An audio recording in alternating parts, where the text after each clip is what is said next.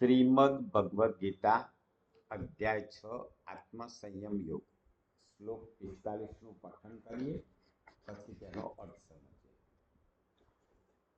પ્રયત્નાદત્તમાનસ્તુ યોગી સંશુદ્ધ કિલ્બિષઃ અનેક જન્મ સંસિદ્ધ તતો યાતિ પરામ ગતિમ.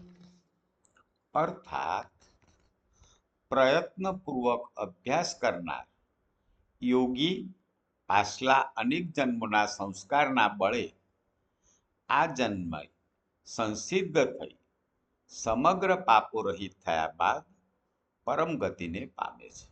તો કૃષ્ણ ભગવાન અર્જુનજીને કહે છે કે જે પ્રયત્નપૂર્વક અભ્યાસ કરે છે, સતત એ પોતે પ્રભુનું ધ્યાન ધરે છે, એવા યોગી માણસો પૂર્વજન્મના એમના સંસ્કારોના બળથી એ સિદ્ધ થાય છે, પાપો રહિત થાય છે અને પરમ ગતિને પામે છે. જય શ્રી કૃષ્ણ.